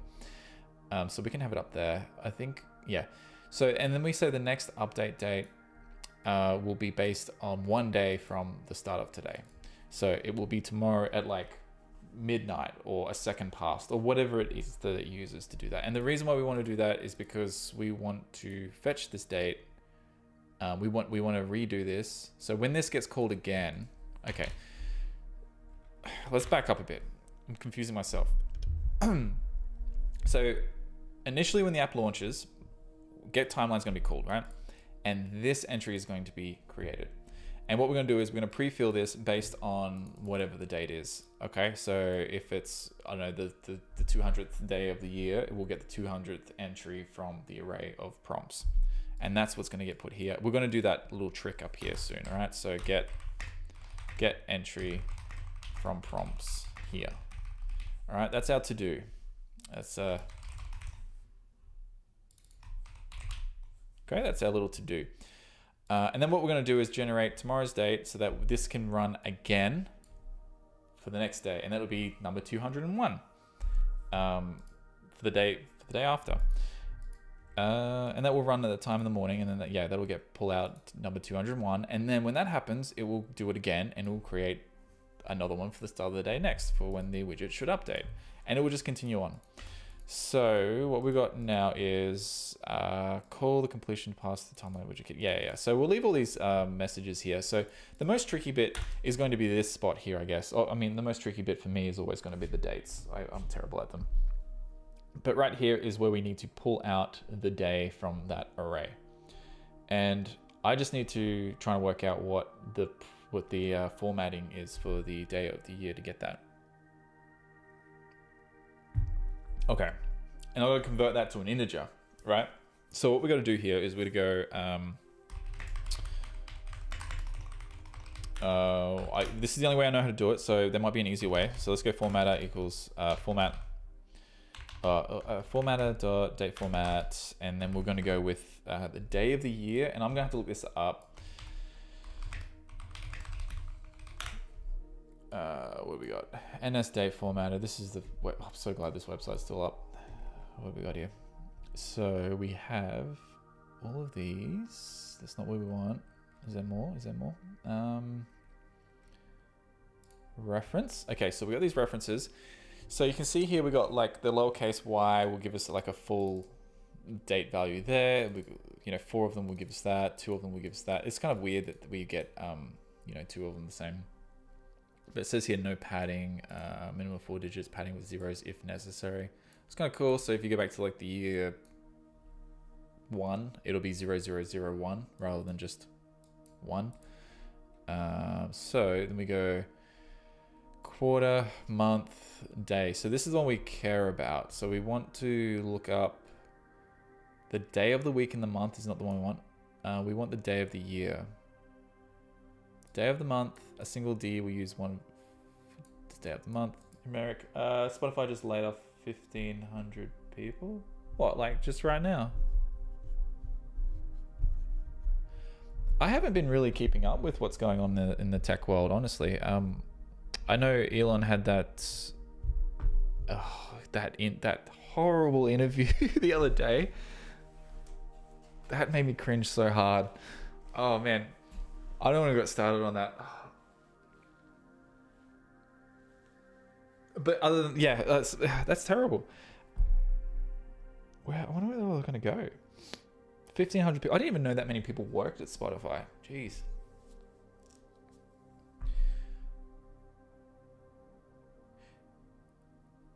Okay, so this is just speculation, but I think isn't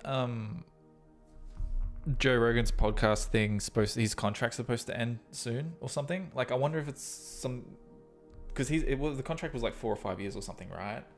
2 hours ago or something. You just checked Twitter. Okay, yeah. So I wonder if this is like coinciding with like some of those contracts that are like finishing up, or he's like not renewing and stuff. Because I would imagine that someone who has a podcast like that would have a lot of support staff as well, not just like programmers and devs.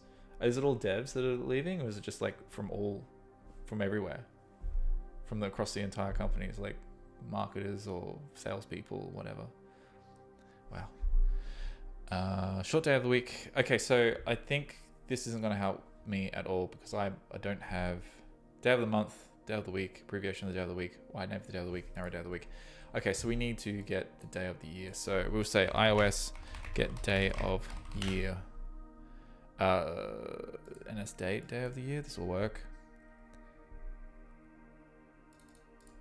Okay, so we can use the calendar as well. So let's just go with that.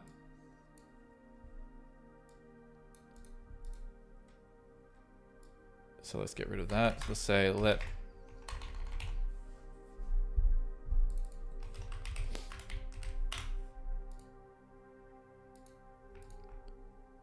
is this going to give us an int? Yay, awesome. So day of year. This can never be negative, right? This should be an unsigned int. Right? Just curious, like, because like, if this goes negative, it's going to break when we try and pull something out of an array. And does it start from 0? It probably does not, so I might have to add a 1.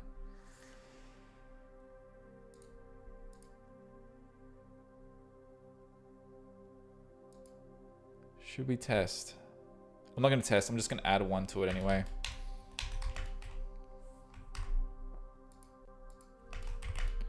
And we're just going to go 0. If this code fails for whatever reason, they'll just get the same prompt every day. That's annoying, but like it's the best we can do the second, right?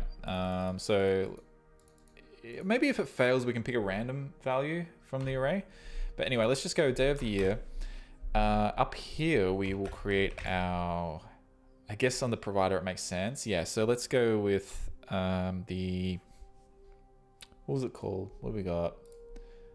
Mindfulness. So we go to the prompt store, pull this out of the prompt store. Mindfulness prompt store. And since we got the initializer set up to do all the, pull out all that stuff for us, all we need to do is just call prompt store, get today's prompt. So let's clean this up. Let's make this a bit easier for us, right? So we'll just drop this date stuff right in here. And then this way we can call get today's prompt from anywhere, and we just get like a string straight up, which is awesome. You can use, yeah, to get the day of the week. No, we want the year though, right? Can you do that for the year?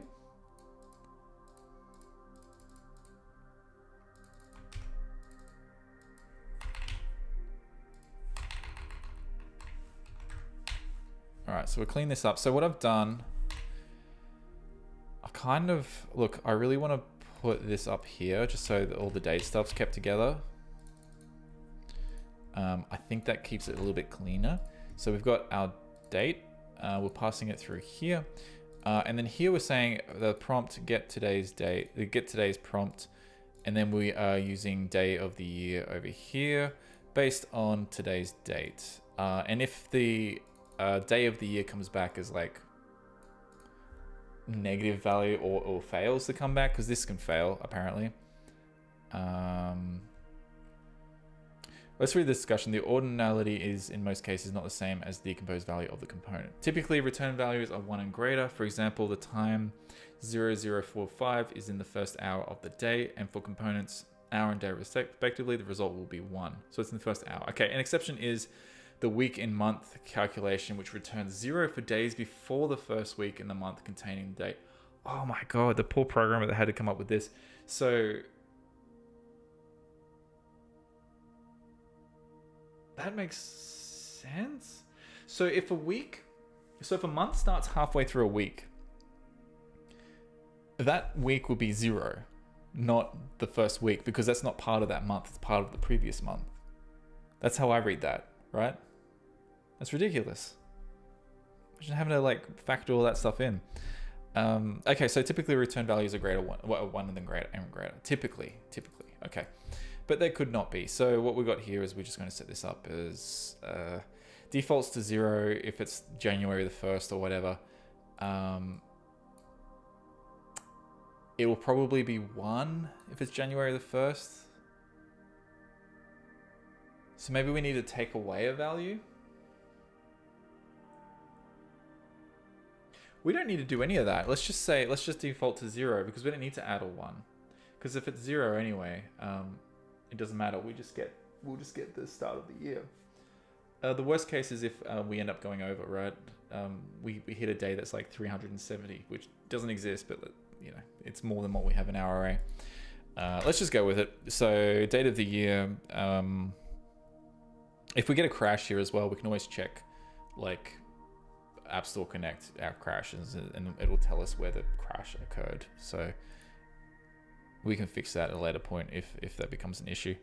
So the day of the year, we've got that. What we need to do now is grab our prompt. So we should really be able to just hit a return here and just say prompts, and then just say day of year. And that should be all we need to do. I'm confident enough to do a run. Are you? Oh, it's not going to work because, hang on. What have we got here?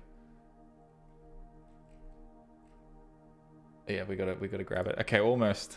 That was anticlimactic. Okay, hang on.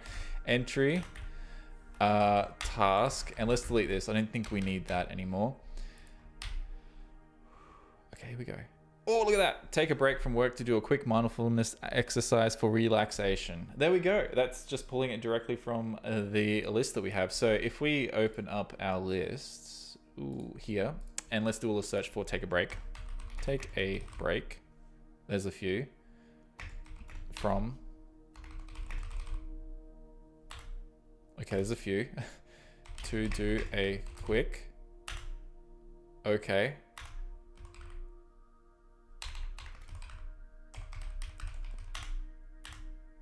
Okay, so we've got 2 mindfulness exercise for. Oh, there's 2. Okay, we got a duplicate in here. All right, so it's 3. Okay, we got a couple. I'm gonna have to go through and delete these. Oh, we've got heaps of duplicates. That's okay. But it looks like we are at around 340 or so. That's feels about right for this time of the year, right? What's the date? We're December the 4th, so we've got like 25 days left or something.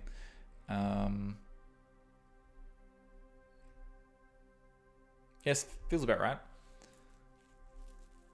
That's awesome. So yeah, we'd be on this one, day 340 or something, I think, if my math is correct. How cool is that? So if everyone wants to wait around for 15 minutes, because it's 11:46 p.m. for me, we might be able to get get another one running when I do a refresh. We'll see. But I almost feel like that's it, right? That we're pretty much done. I don't know if I can talk for another 15 minutes. It'll be kind of boring at the end of the video. I'm going to check out that whole Spotify thing. Yeah, that really sucks. All right. I feel like we could just essentially end it there. Okay, so what do we need to do? Okay, I guess the main thing is like the text and stuff here looks pretty cool. Maybe we'll put like a, oh, hang on, give me 1 second. Let's just put like a padding around this. Or we might set the spacing a little bit better. Yeah, let's set the spacing. So on the VStack, you can actually set spacing here. Now let's just say this is like a 12 or something. I don't know what the default is. I just want to put a little bit of space there with the. Yeah, another thing we could do is maybe put like you know, emoji. So we can do like. Hang on, give me 1 second.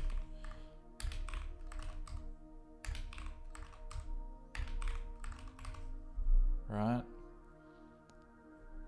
And we could have 3 there. I mean, that's kind of cool. We could put like a lucky numbers and stuff. These are things we can do a little bit later, right? But I really like that. So take a break from work to do a quick mindfulness exercise for relaxation. I don't like this prompt that much anyway, because it's not as specific. What kind of mindfulness exercise would that be? It should say it. In my opinion, I think if we want these to be something that people can just read and not think too much about and just do them, this one's a pretty bad prompt. But I'll go through. So yeah, so what are we gonna do? I'm gonna go through and clean these up because there's obviously duplicates in there. I might have to generate more if there's a lot of duplicates. What I will do is, I think as far as the widget goes, it's pretty much done for now. So I do have a list of stuff. So eventually what we'll do is we'll add like the ability to track the completion of this. So we'll have like a button in the corner that you can tap and just be like, I've done it. And then maybe we can change the background to like, I don't know, put like a gold border around it or something, and just be like, yeah, I did that today. And then when they open up the app or they tap on that widget, it goes to like a history view, which will launch from the bottom and just be like, it just showed like a calendar, I suppose, and just like dots on each day where you've actually completed it. Maybe we can add streaks and stuff. Track prompt completion. I need a better pen.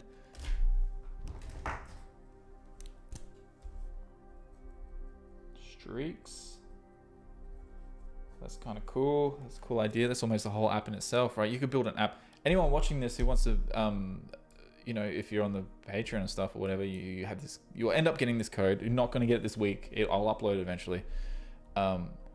or just watch this video and just copy exactly what I've done and just create an app that just does these prompts, right, on a widget, and then do the timeline thing and tracking streaks, and then you have it. You have an app that's like you could essentially sell. Localization is something else we're going to follow up with a little bit later. We've got the moon phases thing that I did last stream. I'm going to fix up. I'm not going to use that same endpoint. I'm going to just grab the text from another one that's like more stable, and then I'll generate some moon images and then throw them into the app. I'm going to do that off stream. I don't think that's something you need to really worry about or watch. Maybe a widget for the moon phases is something we could get around to, but the biggest one is probably like the request from earlier was like we should do a Vapor backend. That's a pretty big task for me. I need to get through a few more things first before I can like sit down and put my mind to something like that. That requires some pre-planning before I jump on stream. Yeah, I've done a couple of videos already on like setting up for Vapor, and there's lots of guides out there already, so I kind of want to skip over that. I want to do like the prep work first, create a server, throw it on somewhere live where people can access it. So I'm not just going to build it on locally on my computer. I'll have it somewhere that people can check it out. And then what we'll do, one of the first things we'll do is like user login validation and things like that, right? Like all the security stuff, auth. We've got the other thing from the other week was I did toy with the idea of creating our own language model for this because it's simple, right? It doesn't really need to think. We just need something that can generate really good responses to a particular prompt, and we could just have it read a whole bunch of horoscopes, just feed it a bunch of horoscopes, and then it could learn that way. That's a huge task. That's probably going to be like, that would be something that I would work on if we had a lot more subscribers, I think, because then more eyes would see it, and that would be worthwhile for me to put in the effort to do that. So like a full machine learning thing would just be really, really tricky at this stage. The other thing is we got exporting of the horoscopes, all these affirmation things. Even this widget that we've got here, that would be really, really cool to be able to export that, right? And then just throw that up on, like, people could just be like, share to Instagram, right? That'd be awesome. And because I've seen people do that all the time. You'll open up their story and you're like, oh, cool, they're gonna have photos of their dogs or something. It's like, no, it's just like some clip that they've taken with some aspirational quote or whatever. People seem to love that stuff. I don't, but people like it, so we should make a way from to easily share that. So that's really, really cool. I reckon that would be the next one. Let's do it on the next stream. Since we've got all this text here, so if you come back for the next one, and that might be later in this week or it'll be next week, make sure you subscribe and get a notification stuff set up so that you can know when I'm doing it, if you want to engage while we're doing it at the same time. If you want to watch it later, that's fine. You don't have to worry about subscribing. Just search for it a week or two from now and you'll find it. I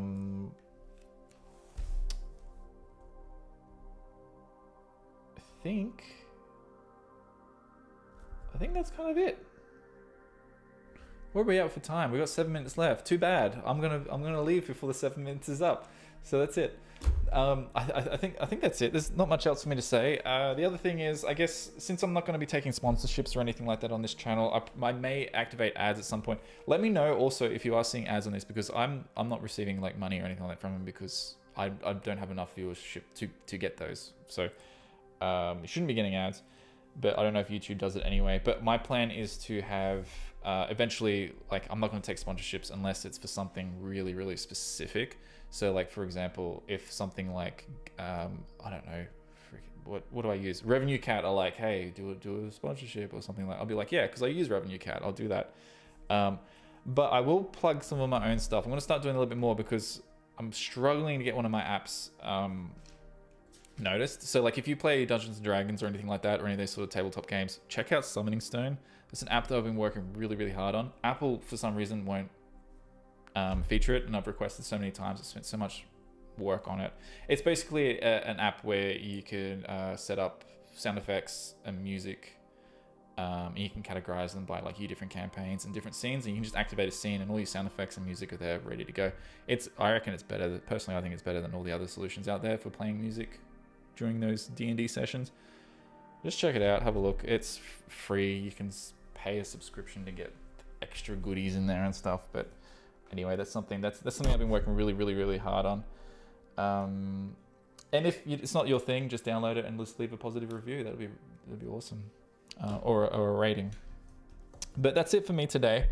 I will try and come back later in the week, like I said. If not, it'll be next week. And like I said, I'm going to try and keep these regular. Thank you everybody for joining me today. If there's anything else you'd like to see or would want me to cover on this channel, please leave comments and all that. You can reach me on, I guess you can still reach me on Twitter. My full name, Beau Nouvelle. You can look me up there. I don't really frequent it that much anymore since it's kind of gone a little bit downhill. The best place is on Discord, but all the links are in the description of the video anyway. So, and that's it. That's it from me. So, thank you so much for joining me today. See ya.